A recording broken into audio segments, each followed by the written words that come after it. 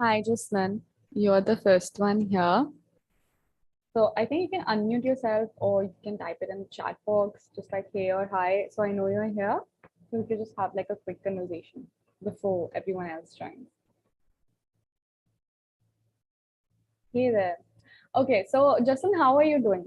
Tell me that first. I'm great for you too. I'm doing good. You're doing well. Okay. Nice to hear your voice, Justin. Justin, could you tell me something about yourself? Which standard you're studying in, which grade? I'm right now in grade 12. Okay. And since you're in grade 12, of course, I'm imagining that you're at the cusp of your career. So let's just talk something about that first, since this webinar is about, abroad studies and undergraduate admissions. Justin, are you planning to go abroad to US, UK, Canada, any place in specific that you've thought of applying to? Not specific, but then I've looked into different countries, Okay, US, UK, and Australia. all right. So any particular field that you're interested in pursuing in the future? I'm looking into a field of economics, Field of, anything sorry? related. In the field of economics, Okay. anything related. All right. So you want to do like, studies in economics, basically. Yeah. Any particular university that you've thought of? LSE Okay. from in UK. All right. So any like particular focus that you want to get into US or that you don't want to go to Canada? Because like I'm asking all these questions because it'll be easier for us to like, advise you basically further as well. Before the webinar starts, I mean, if there are any like questions or doubts that you have regarding particular universities or admissions, you can ask that to me as well. So Sure. Yeah. yeah. All right. So anything in particular that, there are some students who want to just go to US or like just go to Canada. Nothing in particular. No, I do not have like a particular interest to go to any one place. Okay. Just yeah. All right. So Jesslyn, are you planning on giving any like exams or entrance systems that are there's like IELTS, there's TOEFL, there's SAT, anything in particular that you're planning on I'm giving? planning to give IELTS soon. Okay. And All right. So IELTS, it's needed for getting admissions. Like it's compulsory needed for getting admissions in UK if you're applying there, and also in Canadian universities they prefer that you give IELTS. So yeah, yeah. good choice. Any like you're not planning on giving SATs? I'm not sure about it yet. I haven't prepared for it. Okay. All right. So just to get more just to get to know you more, any like have you any idea or any brief about how the college admission process in abroad is? Or would you like me to brief you about it? No, I have a general idea about it. I've attended the previous webinars too, so Okay, I've had an idea about got it. All right. So, just like I said, any further questions, feel free to ask me. Meanwhile, we'll be starting our webinar soon. I think in about like a few minutes. We're just waiting for everyone else to join. it. Thanks. Sure. Thank you.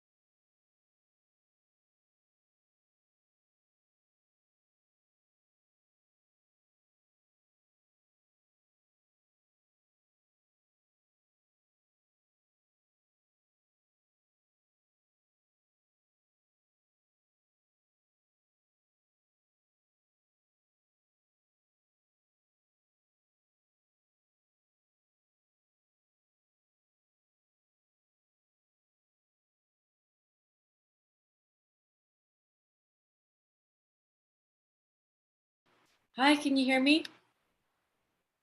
Yes, Arienne, we can hear you. Okay, perfect. So let me share my screen just a minute. Yeah. And should we start now or should we wait for more people to join? I think we can wait for like a couple of minutes before we can start. Okay. Yeah. All right, cool. Jeslyn, I recognize you from the past couple of sessions with Squads. I'm so happy to see you back. So with today, what I was thinking, I wanted to do a refresher of the personal statement because there were some people who had written to me asking for a refresher of that, but also adding on to the personal statement, I will also discuss the resume and the UC essays. And Jeslyn, since it's just us so far, that will be good as well because I could give you more personalized advice based off of your profile. But maybe we'll wait for like 2 more minutes. Is that fine? Okay. Yeah. Great.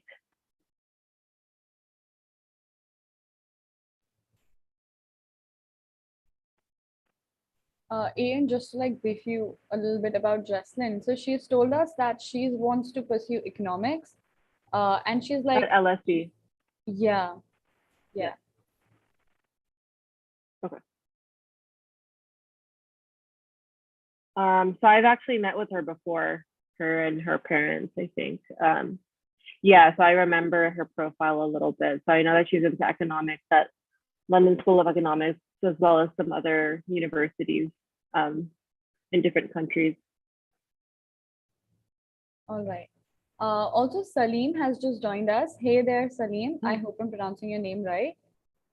You can unmute or talk to us in the chat box. Hey, good afternoon. Good afternoon. Yeah, I mean, this is my first time joining this discussion, so really speaking, I don't know much about, but still I want to understand what is going on.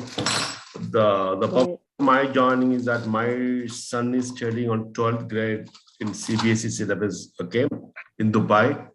All right. Would like to, pursue his, further studies in US, basically in engineering, mainly the computer science. All right, so good to know that about your son, and you've come to the perfect place. Today's webinar, we're going to talk a little bit about, personal statements that are required during the time of admissions in US and in UK. But specifically, if you would want to know more about or discuss further about, pursuing admission abroad for your son, you could book a free demo session with Arienne by the end of the webinar, or even right now if you would be interested after the webinar ends. So that will help you give you more insight about what you could do. All right, I will do that. Yeah. All right. Thank you so much for joining in, sir. Stay tuned. We'll be starting a webinar in just a few minutes. I would just like to say hi to Alia as well. Hey there, Alia. How are you? Alia, you could like unmute or talk to us in the chat box. Meanwhile, Arienne, I think there's a question for you in the chat box by Jesslyn. How do I get a certificate? Yeah, so in your profile, I believe in your, when you sign in and when you're taking the course, in your profile, there should be a link that says purchase certificate. I don't know the exact words, but let me look this up. I want to clarify though, for Coursera, the certificates are not free. You would have to pay for that. And it varies depending on the price, depending on the course. So let me see which course is it, Jeslyn?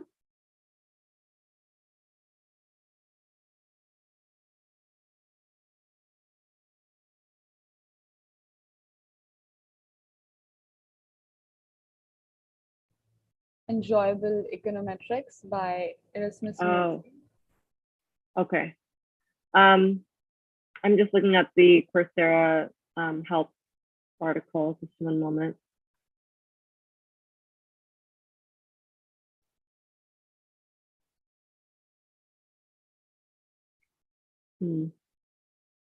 Okay, so in order to get the certificate, there's 3 steps. First, you have to complete the name verification. So you might have to submit a photo and verified ID if the portal asks for that, if the website asks for that. Second, which I'm sure you've probably done already, you pass all the required assignments in the course, or you meet the course. If they have like a required grade or like a minimum grade for passing, you meet that. And then you pay the course certificate fee. So for the course certificate fee, just a moment. Again, it varies depending on the course, like the fee amount. But yeah, you'd have to upgrade to a certificate level if you want to get the certificate. So basically you would open and then, oh, okay. So the thing that you would have to click is called upgrade. Open any assignment and click upgrade.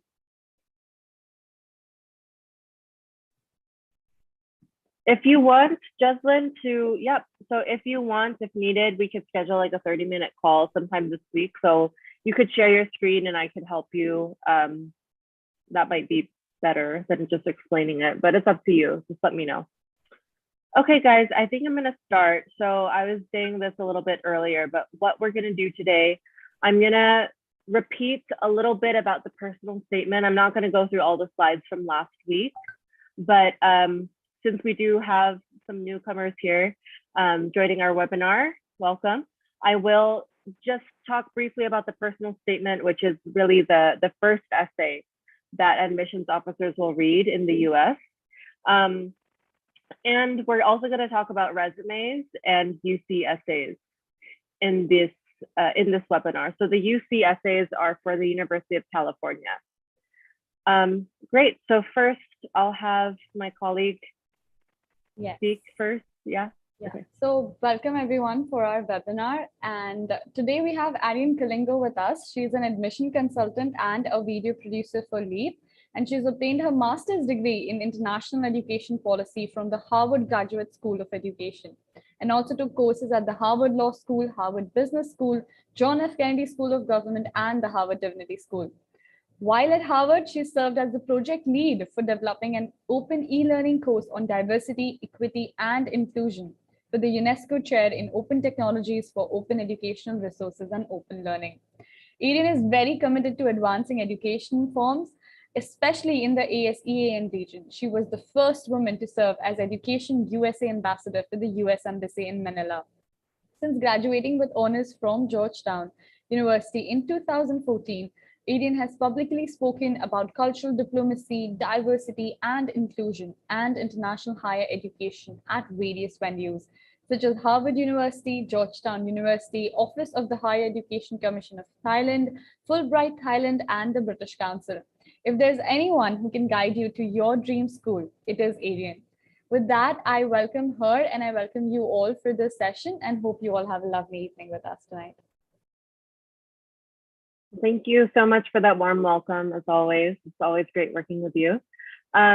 So just some success stories. These are some of the schools that my students have gotten into. I've helped students get into schools in the UK as well as Canada, and I think a school in Italy, yeah. But I do primarily work with students who want to apply to the US. And these are some of the schools that they've gotten into. So can anyone guess in the chat which of these schools are Ivy League schools? There's 3 of them. Anyone?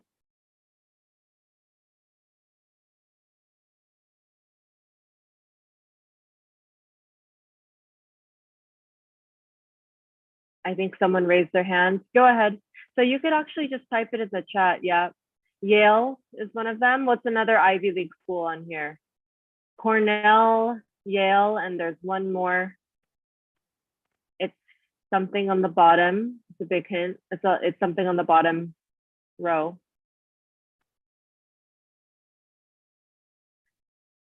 Going once, going twice. So the third one is Wharton, the University of Pennsylvania, actually, but Wharton is specifically the business school. Yes, Salim got it. Yeah, so I've had students get into UC Berkeley, Rice University, which is really good for STEM. STEM stands for Science, Technology, Engineering, Mathematics. Yale University, Northwestern, Cornell, Duke University, also good for STEM. NYU is very good for the arts. Carnegie Mellon has a really great artificial intelligence program. UCLA, so similar to Berkeley, these are both in California. Emory University is really good for pre-law. And then, yeah, UPenn, which has the #1 business school. So I had a student get in for finance, actually. And I myself have gotten into Harvard, UPenn, and Columbia with scholarships. And this is a screenshot of the email I got from Harvard after I committed to the university. So one fun fact about me, I'm really horrible at standardized tests. So I did not do well on the SAT. I also did not do well on the GRE. The GRE is the graduate school version of the SAT, but yet I was still able to get accepted to these 3 schools. And I think it's because of my work experience and also because of my essays. And today we're going to be talking about not necessarily work experience, but activities in general. So the importance of extracurricular activities. And I'll be touching upon essays today. So I think when this webinar was advertised, you know, the original plan is just to talk about the resume and UC essays, but I'm also going to talk a little bit about the personal statement again. So we talked about that in the last webinar, but I'd like to do some sort of a refresher. However, I'm not going to repeat everything, just the main points.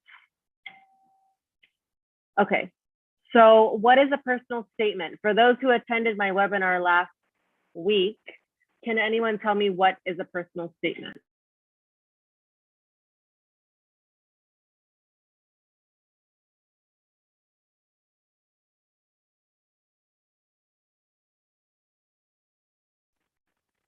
And feel free to type it in the chat. Anything about personal statements?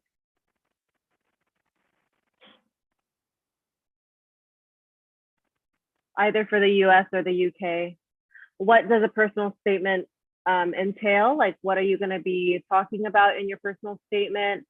How many words is it, if anyone remembers, or how many characters?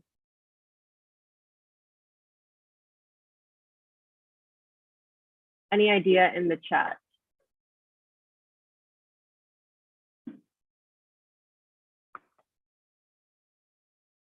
$4,000 characters. So yes, Jeslyn, I know that you're interested specifically in the UK. So for the UK, the UCAS personal statement, it's 4,000 characters. That's approximately 1 page, single spaced. For the US, it's 650 words. And the personal statement for the US versus UK are completely different, as you'll see in the next few slides. Canada does not have a personal statement. However, some universities do require essays. Please note that not all universities in Canada require essays. In fact, for Canada, the main admissions criteria is your grade point average, or your grades. Now, I know that CBSE students, so if you're in the Indian curriculum, you don't have a GPA out of 4.0, you have percentages. What schools will do is that they will convert your grades into a GPA.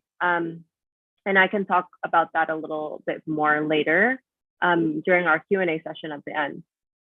By the way, if you do have any questions, please feel free to share them in the chat. I do look at the chat regularly and I try to answer your questions on the spot. So for Canada, for University of British Columbia, these 2 questions, they're not necessarily personal statements, but they are personal questions that are similar to a personal statement. So in the first question, it's asking, tell us about who you are. So how would your family, friends, or members of your community describe you? And then it's maximum 250 words. You also have to, they encourage you, if possible, to share something about yourself that you are most proud of and why. So with all of these questions, whether it's for the US, UK, Canada, Australia, etc., you need to make sure that you hit every question, that you include everything that's asked for in these questions. And the best way to make sure or to ensure that you have everything or include everything is to first create an outline of what you're going to write. So don't just free write. I mean, some students like to free write and just answer the question just through free writing without outlining. But for me personally, when I work with students, I make sure that we together outline, okay, what are we going to talk about in your personal statement or in your essay? And usually we do this in the form of bullet points or Roman numerals. Also make sure that you always, regardless of the essay, make sure that you follow the word or the character requirements. So for example, with the personal statement in the US, it's 650 words maximum. You cannot even submit your essay if it's 651 words. Common App will not allow you to submit the essay if it's even one word over.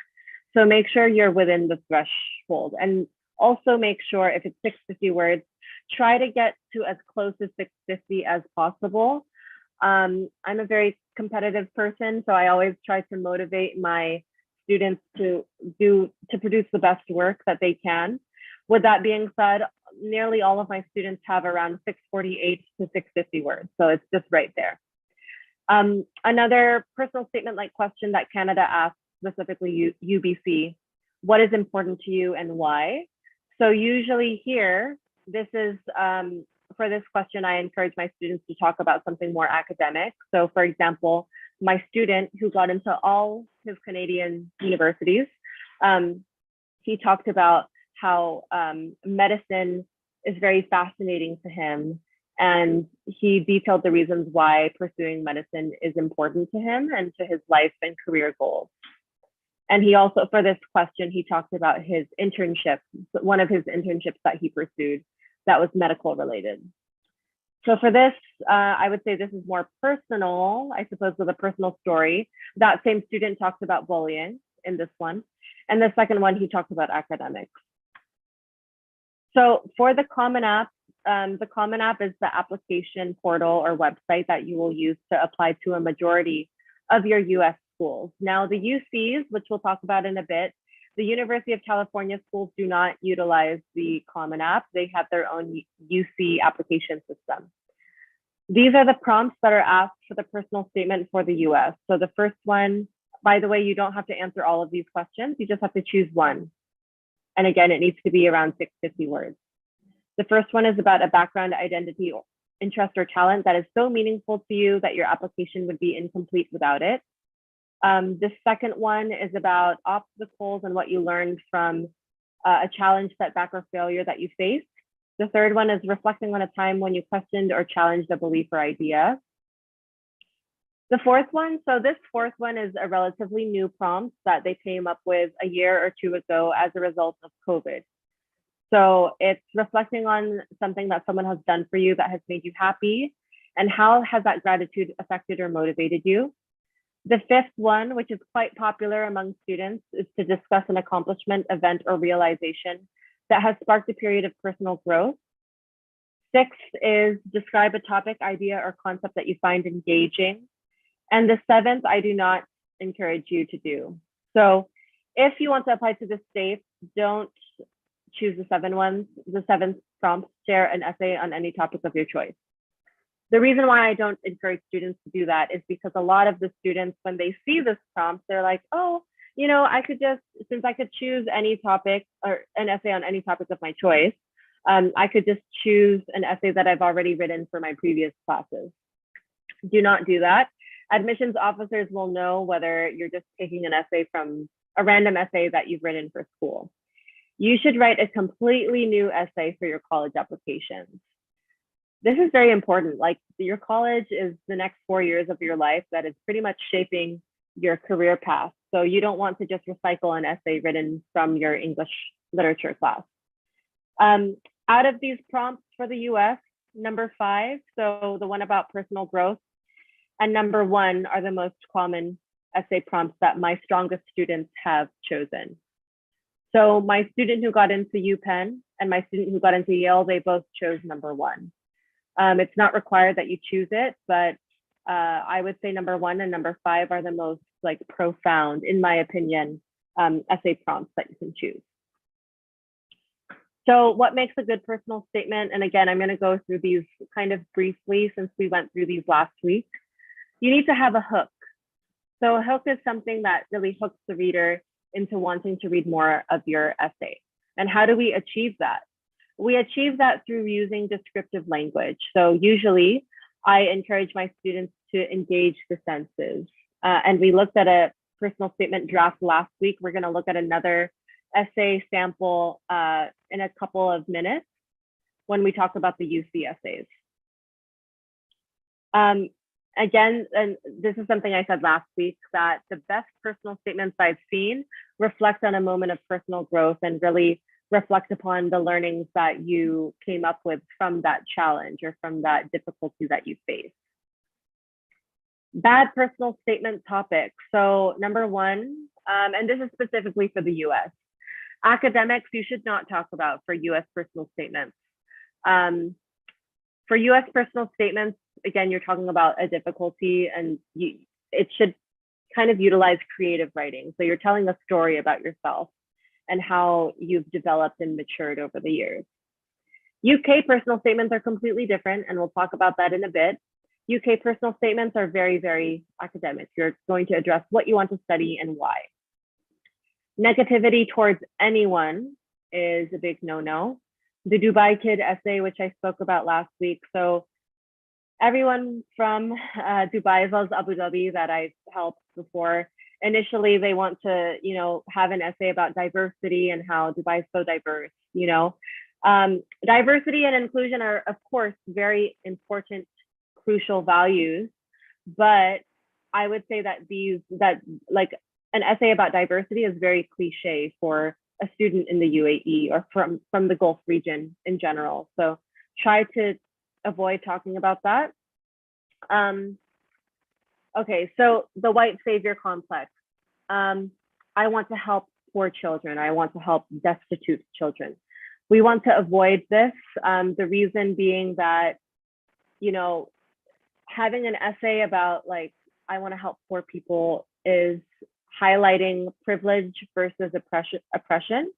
And you could talk about volunteerism and helping others, but if you do so, you need to be very careful with the words that you use. You don't want to come off as too privileged compared to other groups of people. Solving a Rubik's Cube. So Rubik's Cubes are really cool. I've met with a student earlier today who loves solving Rubik's Cubes, but surprisingly, this is a very common topic among students. So try to avoid that as well, in my opinion. Themes of sadness and depression. Mental health awareness is very important. And you could definitely talk about mental health in either your personal statement or your supplemental essay. I've had some psychology aspiring students talk about the importance of mental health awareness. However, if ever you've gone through some sort of, I guess I have to be careful with my words as well, a sad sort of experience or depressing sort of experience, you just have to be very careful with your words. The reason being, your personal statement needs to have some sort of hopeful message, and admissions officers, they are more likely to admit students who are mentally, I guess, prepared and ready to handle a rigorous curriculum. If you're talking about, feeling sad and how you're academically, you're having a lot of challenges in school, admissions officers might see this as sort of a negative thing, and they might be hesitant to admit you if they don't feel that you're ready or prepared to handle a rigorous college curriculum. Okay, so these are just samples of the Dubai Kid essay that we went through before. I'll just read the first one.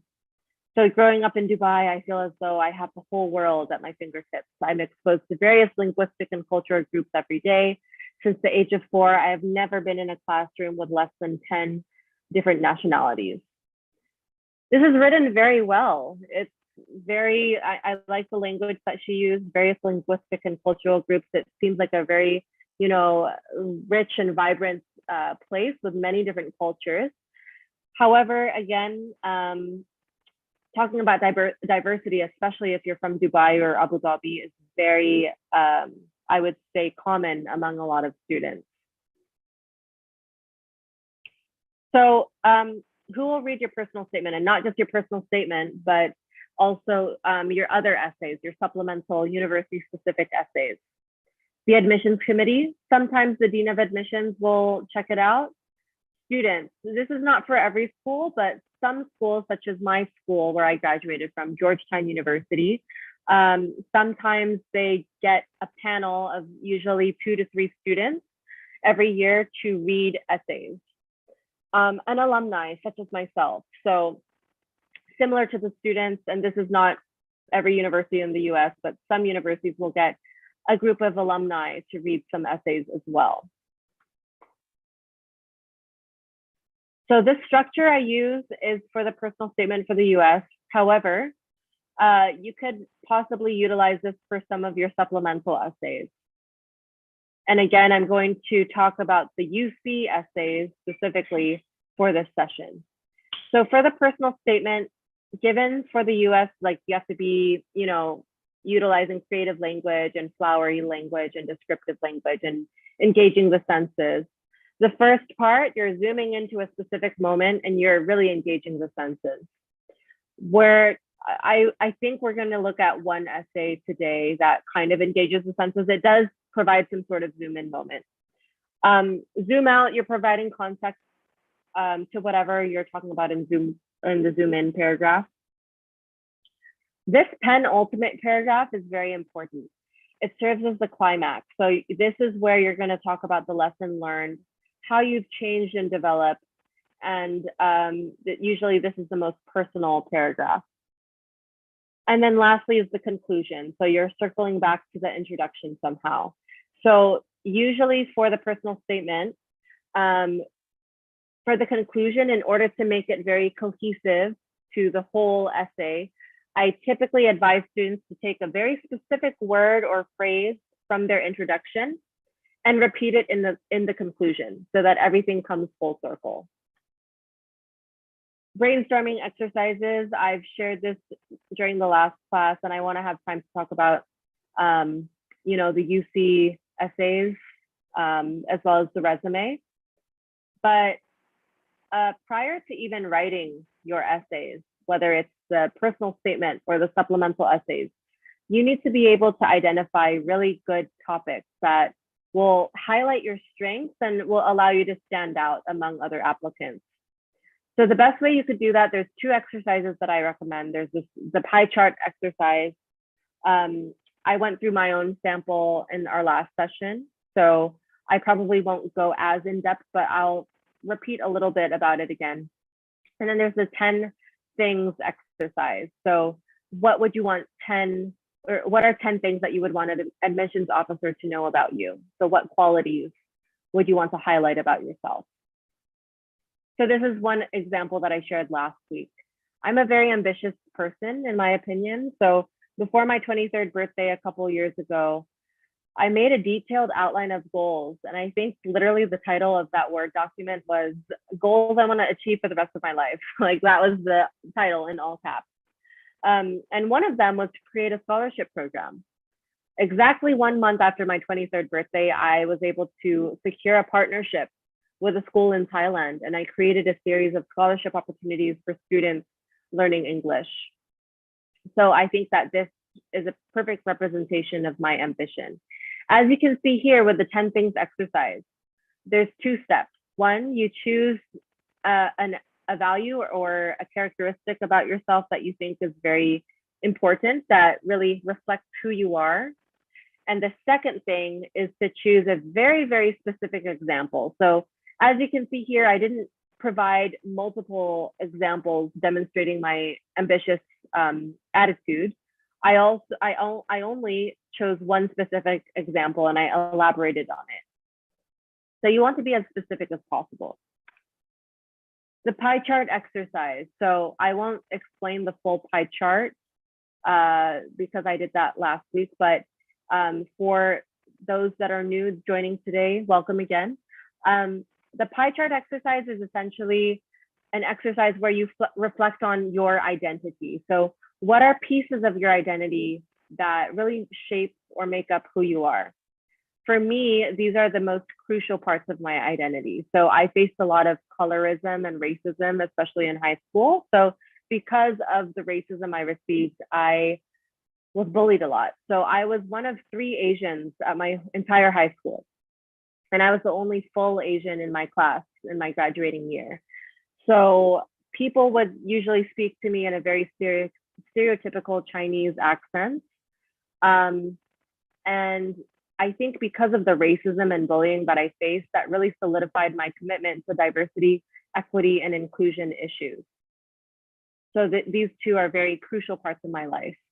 And because I was very involved in diversity, equity, and inclusion programs and initiatives at the university level, that inspired me to want to travel a lot. So going to this piece right here, I got involved in student government, and I created and facilitated and led dinner and dialogue. So these were dinners and dialogues when I would address specific social issues such as fat shaming, colorism, Asians in the media, like how they're portrayed in Western media. And I would discuss these with students at the university.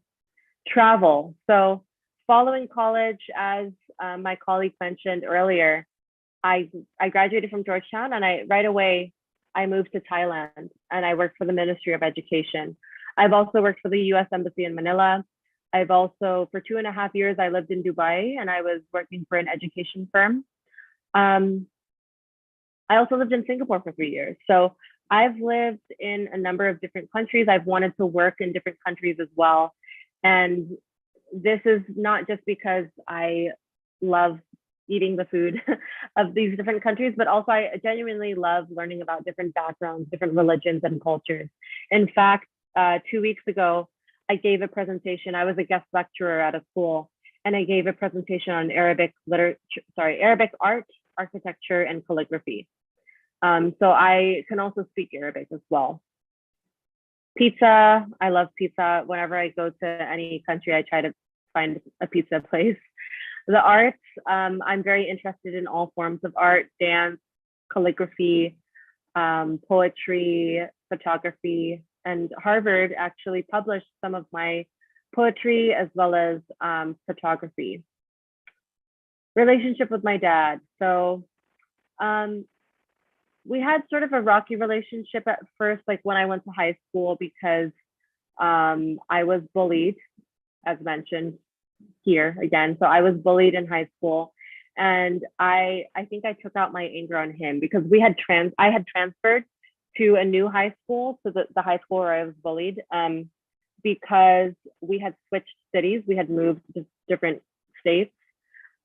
So, you know, I would let out my anger, and I was like, I don't understand why we had to move. I'm being bullied now. But towards throughout college and after college, I really developed and cultivated my relationship with him. Yep. So that's my pie chart. If you want to apply to the US, I would say that this is the most effective. This pie chart exercise is the most effective brainstorming tool to use in order to really identify what you want to write about. So my tip for the personal statement, write 2 completely different drafts. So have 2 very different topics. So for example, in my case, maybe I'll have one topic about the arts and another topic about my commitment to diversity, equity, and inclusion. And then whichever one you don't, so after you write both essays, share them with either me, like a counselor, or with your parents, or with a trusted teacher or a friend, etc. And then whichever one you don't use for your personal statement, whichever essay you don't use, recycle that for a supplemental essay for a university-specific question. I also want to clarify, the UK does not have supplemental essays. They only have one essay, which is the personal statement. The US has supplemental essays. Before we go on, I'm going to share a little bit about what Leap offers in terms of counseling. So Or actually, Ume, did you want to share it? Yeah, I'm here. Arienne. Okay, go ahead. All right, guys. So before we move on further with the webinar, let me know in the chat box if you're finding this helpful or any adjectives that you would like to describe our webinar, and you would want to talk to Arienne about. All right. So quickly circling back to the undergraduate counseling and what we are trying to provide here at Leap. So the first things first is profile building, right? And that is something that's so important because trust me, only 50% of the part of your profile goes to academics, goes to your SAT or IELTS scores, but the rest 50% completely depends on your extracurriculars. And we stress this fact so much. Even Arienne stress on this fact a lot, right? Your extracurriculars is what makes you stand out of the crowd. So we help you get internships. We also help you, register for volunteering work. If that's something you're interested in, we also help you get registered to courses that you would like to pursue outside of your academics so that, your profile wholesomely builds. Coming to the second point is find out which colleges are best suited for you. And that's so important, right? Like relating to, all of you all, since you are maybe in like 12th standard or 11th standard, when you're finally trying to decide what you want to do with your career, this choice can get, a little messy, and it can be a little confusing on deciding which college is best suited for you. And our team of mentors and counselors are going to sit with you and help you make a priority list of what colleges you should apply to.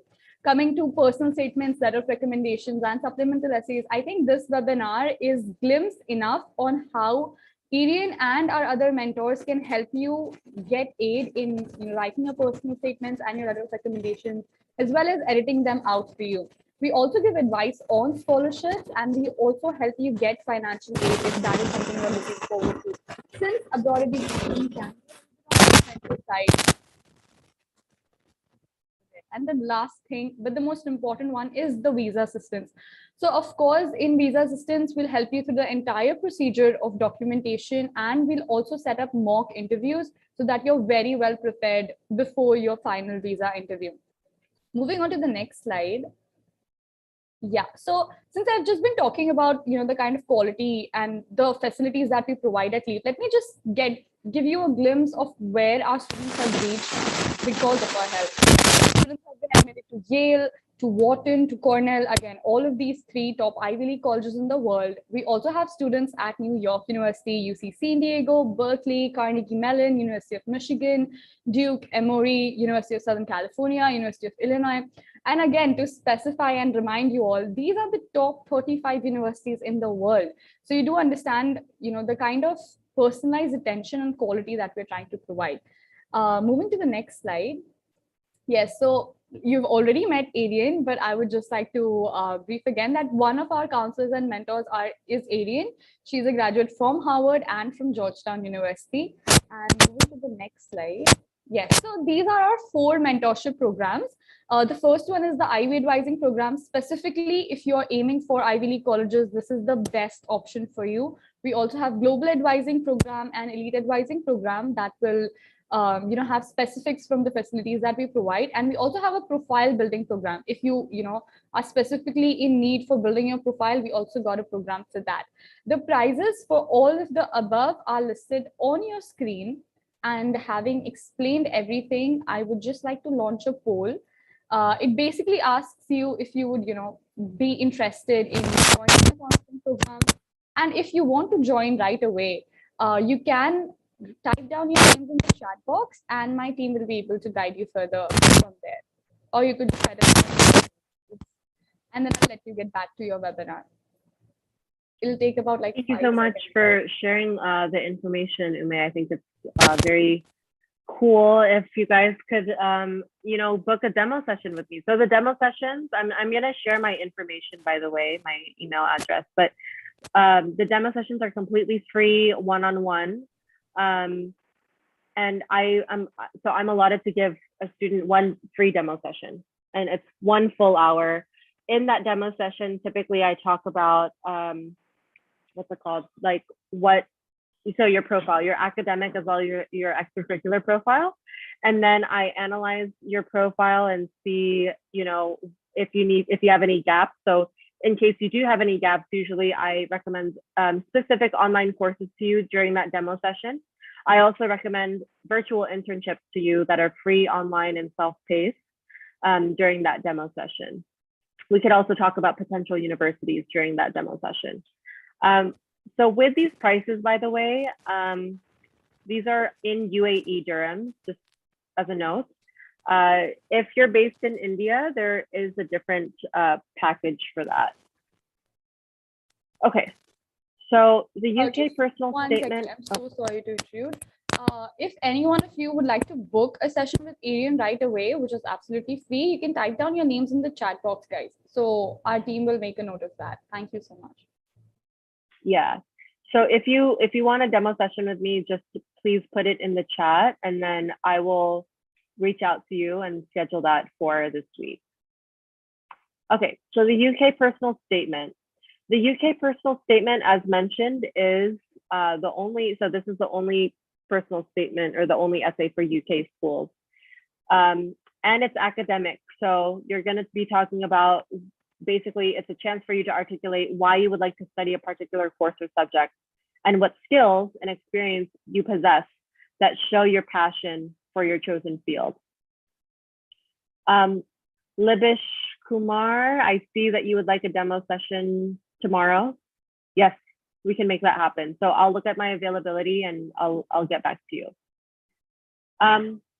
Oh, another important thing. So for any essay, not just with the personal statement, but also for supplemental essays, make sure that you're not presenting just a list of what you've accomplished. You need to elaborate more. What have you achieved through your different activities? What have you been involved in, but also like what skills or qualities or knowledge have you attained through participating in these activities, whether it's internships or online courses, etc. Okay, so these are some typical questions to keep in mind in case you're writing the UK personal statement. One, what do you want to study? What activities have you done that pertain to your academic focus? Have you received any awards related to that academic focus? Why do you want to study in the UK? What are some of your goals, whether it's career goals or personal goals, primarily academic or career-oriented goals? And what are some values that you have, like whether it's perseverance or persistence, resilience, etc.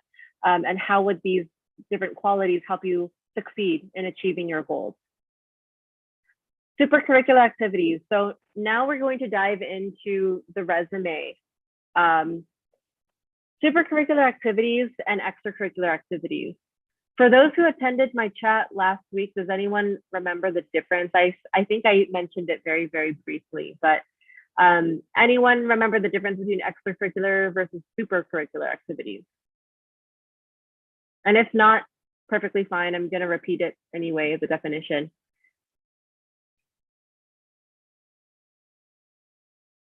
Okay, I'm just going to repeat it. So supercurricular activities are career-centered activities. So let's say I want to study computer science. Supercurricular activities would be activities related to computer science or related specifically to STEM, so science, technology, engineering, or mathematics. Extracurricular activities, which the US asks for, are any activities that you do outside of school. So this could even include non-academic or non-career centered activities, such as football or basketball or dance, etc. So extracurricular are any activities that you do outside of school. Supercurricular are primarily focused on what you want to study. So examples, work experience, if you've done any internships related to what you want to study, attending guest lectures, listening to podcasts related to what you want to study. And last time I shared these. So if you're into computer science, reading a book on artificial intelligence. So by the way, these are specifically recommended from Oxford University. So this was from the Oxford University website. Reading a book would count as a supercurricular activity. UKMT, so this is a mathematics competition that happens annually. That would also look good if you want to pursue computer science.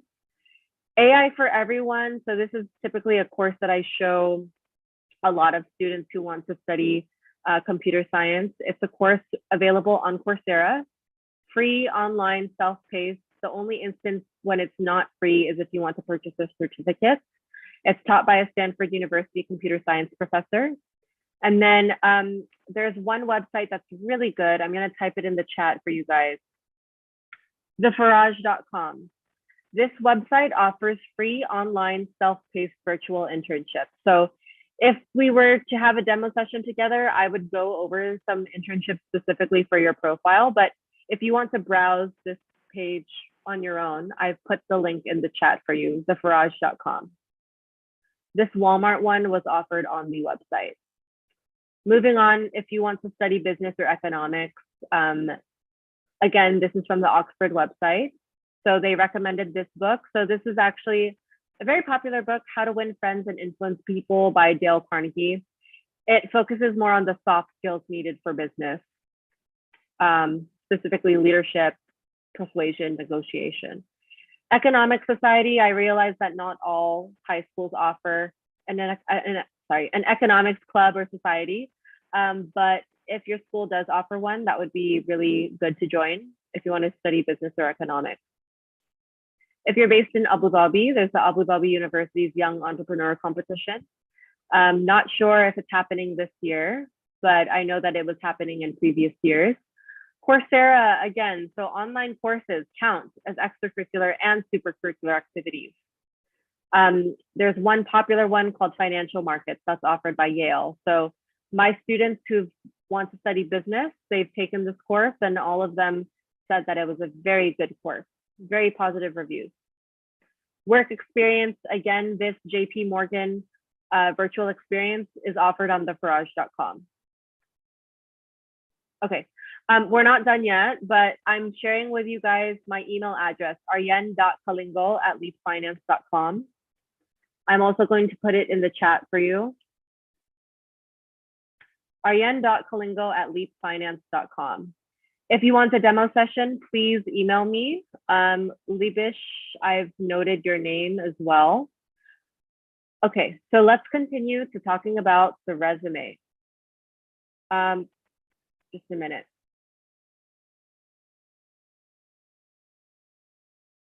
Can you guys still see my screen? Yeah, it's visible. Okay. So with the resume,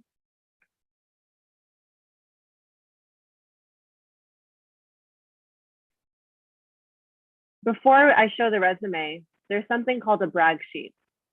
A brag sheet is not a resume, and you're not going to be sending your brag sheet. If you decide to make a brag sheet, it's not required.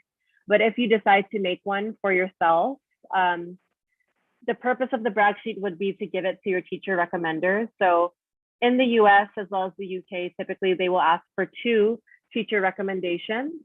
Some universities in the US will allow you to submit 3 teacher recommendations. It's good to either give them a copy of your brag sheet or resume so that they know what you do outside of the classroom as well. So this is an example of someone who, this is an actual student, but I just hid the name, but this is a sample of her brag sheet. So we have here her grades, her marks. These are some supplemental college level classes she's taken either through the Brown University summer program. So a number of colleges offer summer programs for high school students. If you take any Coursera or edX courses from a university such as Financial Markets at Yale, you would list that here. These were her ACT and SAT scores and TOEFL scores. These are some of the schools that she wanted to apply to. We listed down her awards. So basically the purpose of the brag sheet is literally to brag about all your accomplishments. It's where we put all of your, it's a very comprehensive, I guess, list or document that outlines all of the awards that you've received since grade 9 onwards, all of the activities you've done from grade 9 onwards, your grades, your SAT scores, etc. So these are where we've detailed her awards. special interests and hobbies that she has. And then we put very detailed information about her extracurricular activities. So the position held, responsibilities she had, hours per week, weeks per year. The reason why this is important, by the way, is because your applications, specifically US applications, will ask, how many hours per week do you spend on football? How many weeks per year do you play football? Is it just during school, or is it also during summer break? Yeah, so that's an example of a brag sheet. If we were to work together, I would give you a brag sheet template. So I already have a template already made, and we would just fill out the template with your information. The other reason why it would be nice to make a brag sheet, although it's not required, is because you will have to create a resume. Now, not all universities ask for a resume template, however, a resume. However, the most competitive universities in the US, like Stanford, Brown University, Cornell University, will give you the opportunity to attach your resume. Every time there's like an optional essay or an optional opportunity, you should absolutely take that. So here's one example of an essay. We put his name. His name is not actually Andy Awesome, but this is just a sample. Address here, phone number, email address. I also want to note that if you decide to create a resume, and I would highly advise you to do so, you should put the email address that you actually report on your applications, and you should also put the same number, phone number that you report on your applications. We have to make sure that you're consistent. Consistency is key. So again, the name that you use, the address that you use, the number, and the email address should be the same ones that you use on your actual application form. Resume usually includes all of these sections. So I'll go over each section one by one. And if there's time, I'll even show you a copy of my own resume, just so you have an idea of what mine looks like as well. So we have the education section. We have honors and awards and a little description. So this bullet point highlights what the award is about. Extracurricular activities. When we look at this, there's some parts of this that I actually don't like, but typically you should begin with a verb, an action verb. So for example, organized events, designed the yearbook template, worked on promoting the school prom event. Again, organized, wrote and edited, visited. Typically you need to have you should start with action verbs in order to show that you've been proactive in whichever activity that you've done. And usually you should have 2 to 3 bullet points per activity. What's important to include when you talk about your activities is the specific club name. So what is the organization? Where is it based? So for example, the charity committee is based in Dubai American Academy, and then the dates involved. So you would typically put that on the right-hand side.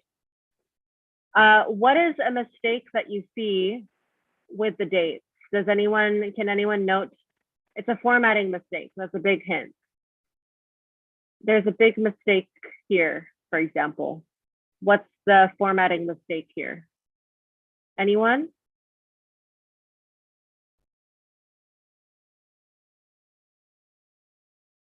Why is this wrong?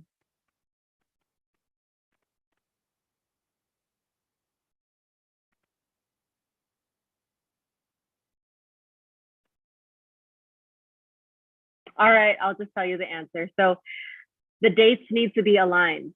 As you can see, September 2011 to present is not aligned with November 2013, right? Okay. The way that I line them up is by the end, by the way. So not by the front, but by the end. Everything should be straight. If you were to have a ruler and put it against 2012, 2014, like put it here, everything needs to be straight and aligned. Work experience. So we have extracurricular activities. What we mean by that is typically any clubs or organizations you're involved in, or if you do piano or football or dance, you would usually include that here. Volunteer experience is its own category, although sometimes students, they include it under extracurricular experience. So volunteer experience is if you've done any community service or social work. Work experience, this would be an internship experience. So if you've shadowed a doctor, or if you interned with like a tech company or a fashion design company, that would be under work experience. Summer programs, as mentioned, a lot of universities offer summer programs, although they're not free. Brown University is one of the most popular ones. Brown is not included here, but Harvard and Boston University also have summer opportunities for students. Interests and hobbies, typically this is not required to include, but if you want to fill in your resume a bit more, you can include this.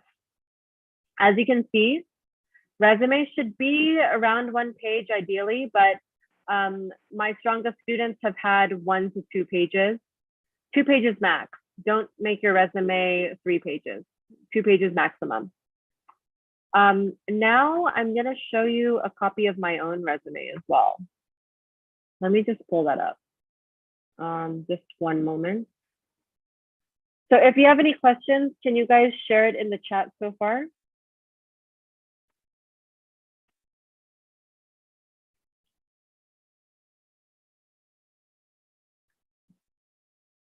Any questions?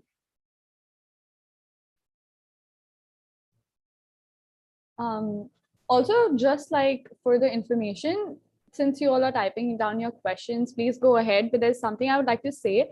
So we've also, hosted a community on Discord, whose link I'll be sharing, I think, in the chat box in a second. Yeah, here it is. So this is absolutely free. You don't have to register or anything. You can just click on the link, join a Discord community, and let me tell you something about it, right? So basically on Discord, what we're trying to do is we're trying to help students get enough information about studying abroad as well as about SET, if that's something you're interested in. So we have different channels and you can keep posting your questions about it. And Arienne is there as well as our other mentors and faculties are there on Discord. So you can, interact with them as well as interact with other students. If you're interested in that, you can just join our community by clicking on the link. Thanks, guys. Okay. Further questions?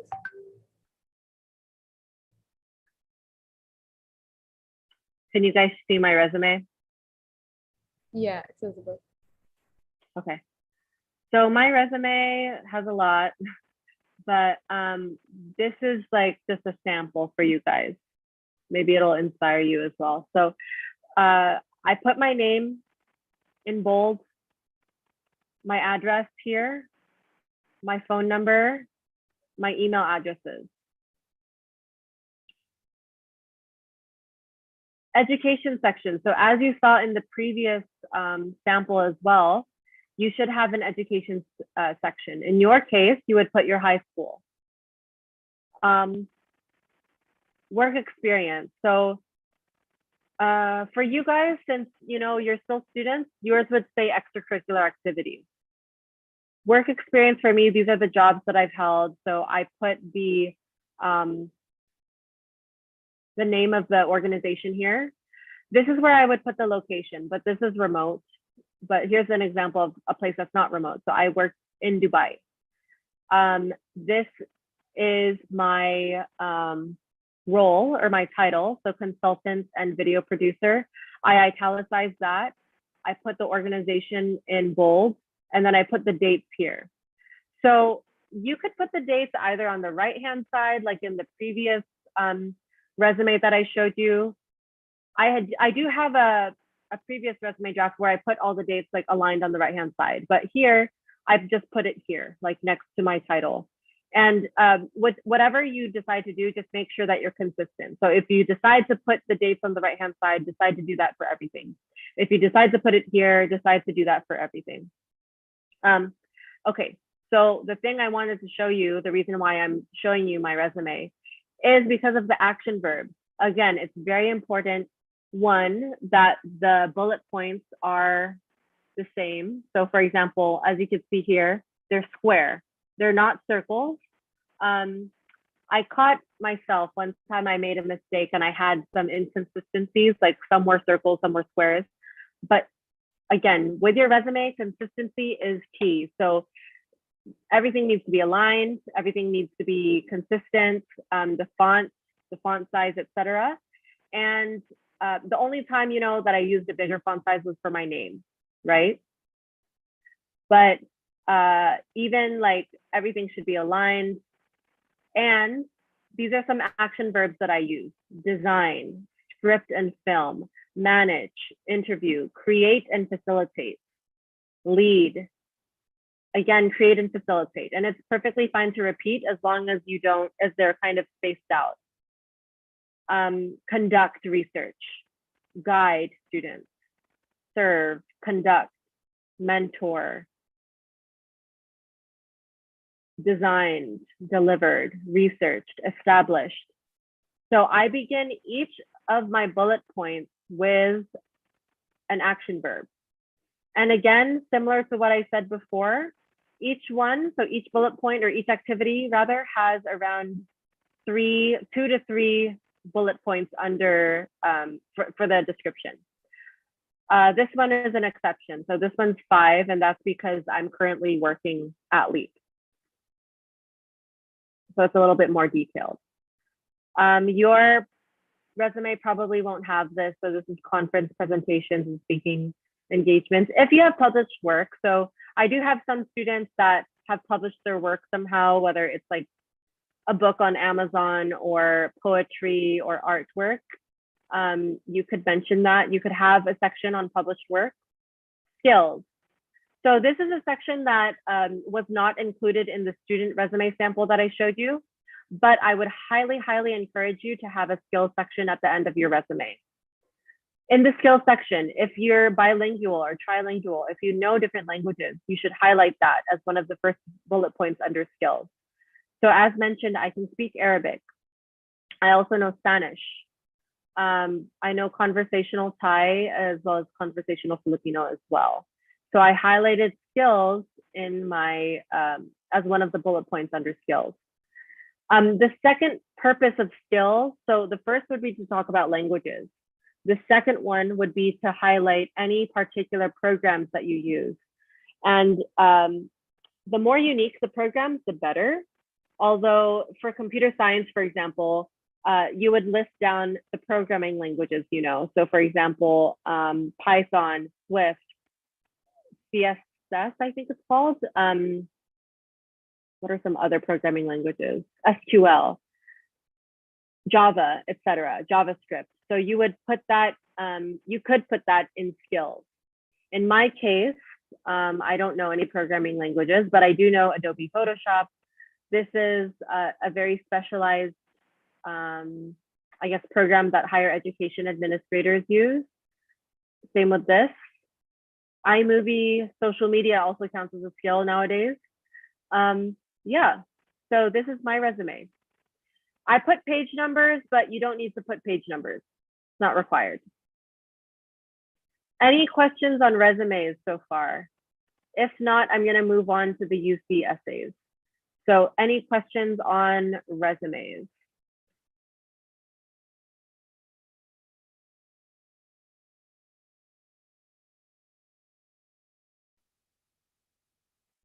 Okay, so now I'm going to move on to the UC essays.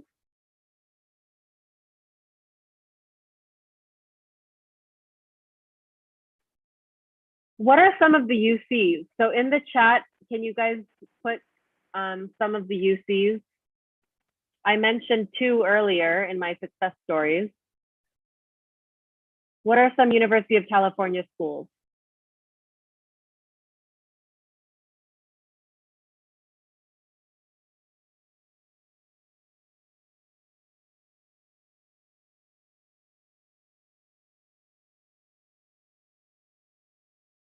Anyone?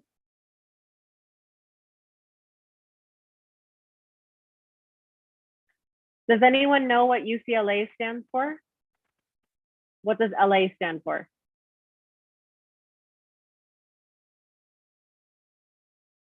Any guesses in the chat?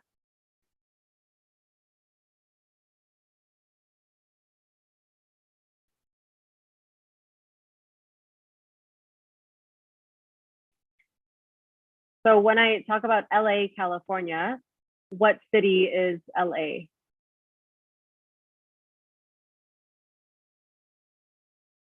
Los Angeles, yes. So exactly, Lubish got it. Ume also got it. So it's Los Angeles, California. So UCLA. UC Berkeley is the #1 public university in the world. And it's also the top, obviously it would be the top UC school. There's also UC Merced, UC Riverside, UC Santa Barbara, UC San Diego, UC Irvine, UC Santa Cruz. There's a number of UC schools. So the UC schools do not require a personal statement. Rather, they require 4 essays from you. So you have the chance, if you want to apply to the UCs, this is a great thing to keep in mind. You have the chance to choose 4 essay topics out of these 8. Again, similar to the Common Not Personal Statement, you're not required to answer all of the questions. For the UC essays, you choose 4 out of 8. Each essay should be, just a minute. Oops. Okay. So each of these essays should be around 350 words, so maximum of 350 words. As I said, you must respond to only 4 out of the 8 questions. And whichever prompts you choose, whichever questions you choose are up to you. You don't have to choose certain ones. So the first one is describe an example of your leadership experience. So one of the essays that my student wrote about, she was a student in student council as the president. So she talked about her role as president. Another student talks about her role as head girl for the British curriculum. Another student was a prefect at his school. So he promoted a specific subject and had some activities related to that subject. Second one, creativity. So every person has a creative side. It can be expressed in many ways: problem solving, original and innovative thinking, and artistically, to name a few. Describe how you express your creative side. So a lot of students think that creativity is about the arts, like music or dance, but creativity can also involve computer science. So I'm sure for coding, if you want to create a program, that obviously involves some creative thinking. So you could talk, if you're a computer science student, you can absolutely talk about that in this essay. One of my students now, she's talking about pen tapping. So she likes to tap her pen on her desk, and that's what her essay is about. And the reason why we're starting with pen tapping is eventually we're going to talk about her love for the tabla, which is an instrument. So we're starting the essay, again, we're zooming into a moment, like engaging the senses, zooming into a moment of her in the classroom, pen tapping, and then how that inspired her to, I guess, to take a percussion instrument, specifically the tabla. The third essay prompt that you can choose is, what would you say is your greatest talent or skill? This is kind of vague, so you can only choose one. Greatest implies only choose one, and it's your best talent or skill. One of my students talked about aerial, sorry, I think it's called aerobics. Sorry, yeah, aerobics. And then my other student talks about horseback riding. Although I have another student who talks about like her ability to pick up different languages. So this could literally be any sort of talent or skill. Another student who's very unique, he didn't have the best grades, but his essays were on point. So he talked about breaking a Guinness World Record for this essay. He's very athletic, and he's also very determined and persistent. So he broke the Guinness World Record for most number of hops from side to side. Very random, but he got a Guinness World Record for that. Number 4 is to describe how you've have taken advantage of a significant educational opportunity, or work to overcome an educational barrier that you have faced. So when something says or, you do not have to address both of these, even though this question includes like a double statement. The or implies that you choose between one or the other. If it says and, you would have to address both, but this is or. Now, for number 4, if you choose to apply to the UCs, I highly encourage you to pursue this one, because you'll be talking about, like, one thing that you could talk about, for example, is if you've done an internship, if you've done a summer program, if you've done an online course, you could talk about that here because it counts as a significant educational opportunity. And then you would talk about what you've learned through that internship, that online course, or that summer program. Number 5 is describing the most significant challenge that you've faced and steps that you've taken to overcome this challenge. How has this challenge affected your academic achievement? So this is an example of a double, actually, this is a tough question. So a lot of my students actually don't choose this essay prompt because it's containing a lot. So you'd have to describe, 1, you'd have to describe a significant challenge. 2, you'd have to describe the steps that you took to overcome that challenge. And 3, you have to relate that challenge to an academic, to how it affected your academic achievement. So it's a 3-part question, which is very difficult. And not all challenges, as you know, are academic related. So this is why usually my students don't choose this question. Number 6 is to think about an academic subject that inspires you. Again, similar to number 4, I highly encourage you to choose this prompt. Describe how you have furthered the interest inside or outside of the classroom. This is actually very similar to number 4. So you could talk about, again, maybe you're into computer science. And then maybe in order to describe like how you furthered the interest inside or outside the classroom, you could talk about an internship that you did that relates to computer science. Or let's say you're into medicine. You could talk about how the medical field inspires you, and then maybe you shadowed a doctor, or maybe you took a course on Coursera that really enlightened your knowledge or enlightened your, I guess, passion for learning more about medicine. Number 7 is, what have you done to make your school or community a better place? So typically, if you've done significant volunteer experience, like volunteering at a school or tutoring students, etc., usually my students talk about that for this question. Don't choose the last one. So similar to the Common App, usually you do not choose the last prompt or question, just because it's very vague. So now for the last couple of minutes, guys, I want to look at an actual essay together. So this person got into the #1 public university in the world, UC Berkeley. Let me zoom in a bit as well.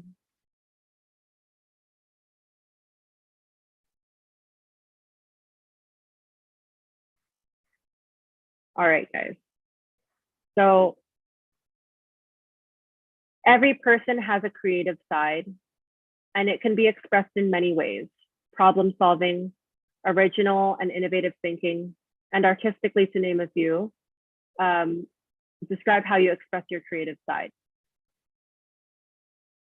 I'm going to read this out loud for you guys, and then we'll, I guess, analyze it together.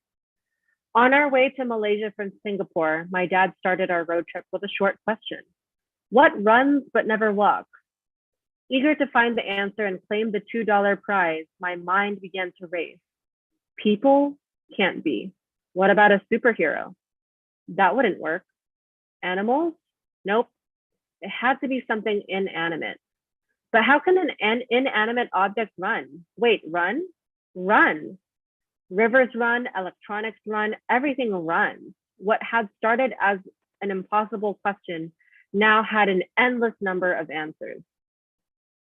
Our Riddle Road trip, I love that. So Riddle Road trip, the alliteration there with the R, tradition triggered a passion in me for constructing and devising unimaginable ideas. I often found myself perusing through brain teasers online, meticulously analyzing every word until I found the correct answer that satisfied all the clauses listed. The creativity behind the conundrums and the thought process that was required to solve them fascinated me. Through riddles, Rubik's cubes, by the way, this is incorrect. She should have capitalized the R. And A-level mathematics questions. So A-level is in the British curriculum. I learned that breaking down impossible problems into smaller pieces is key to solving them. Capitalizing on my proficiency for observation, analysis, and logical reasoning, I chose to pursue an internship at Interwood, a furniture manufacturing company in Pakistan. Interwood, which operated as a monopoly, had 80% of the market share in the country.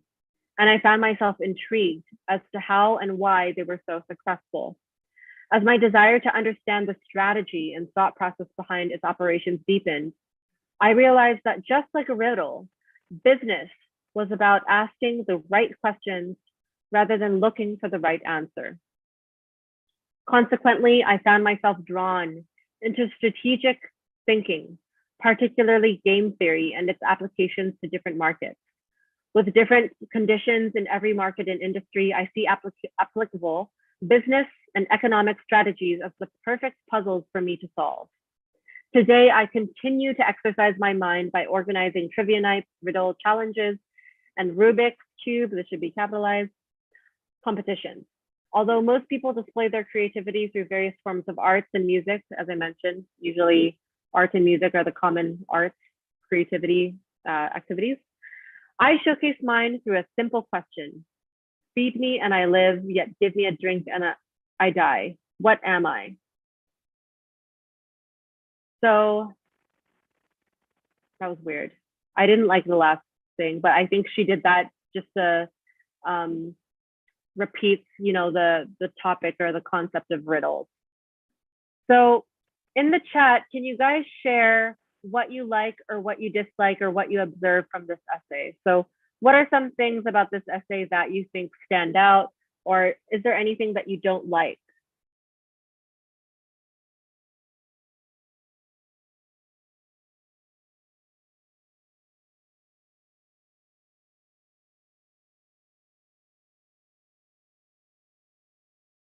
Anyone?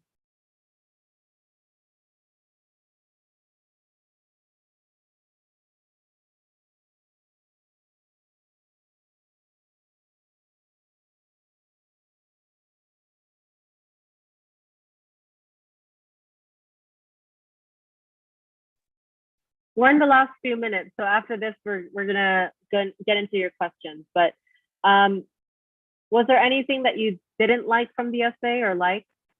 And it's perfectly fine if you don't want to say anything. But for me, the thing that bothered me was I'm very particular about grammar and spelling and punctuation. So the R for Rubik should have been capitalized.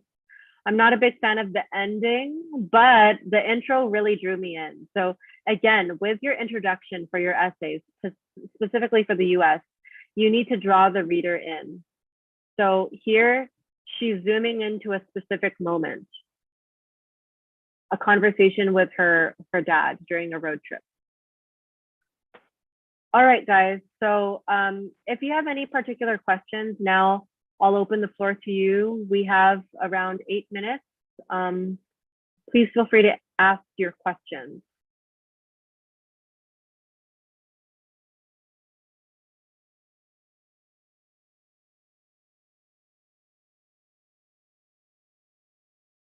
Otherwise, we could end. I do have Libish Kumar. So I've noted that you want the demo session tomorrow. I will reach out to you. Is he still here on the? Yeah, he's still here. He's still here. Yeah. Again, our demo sessions are completely free. So if anyone else wants a demo session, let me know. Again, they're very, it's customized. So with each demo session, I will evaluate your profile. I've worked with former admissions officers, and I'm also part of the alumni admissions program at Georgetown University. So I'm responsible for interviewing applicants to Georgetown since 2014. So I know a lot about the admissions process. With the demo sessions, I would analyze your academic and extracurricular profile. I'll let you know if you have any gaps or anything that you need to strengthen, any weaknesses. And I'll also recommend specific online courses and internships targeted to your profile. So let me know if you want that free one-on-one demo session. It's 1 hour long, and we could have it this coming week. Right. And adding further to that, Arienne can really help you, sort of build your profile around it as well. And this demo session, of course, will just like how this webinar was a glimpse of everything that she was explaining about resumes, she can help you further with them as well. So now is the right time and right opportunity if you would want to take a demo session with her. And of course, like she mentioned, it's customized and absolutely personal.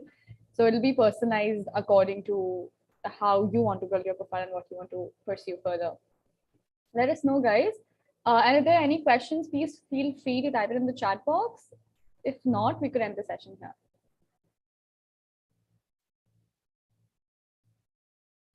We'll wait for around like 10-20 seconds for you all to type in the questions.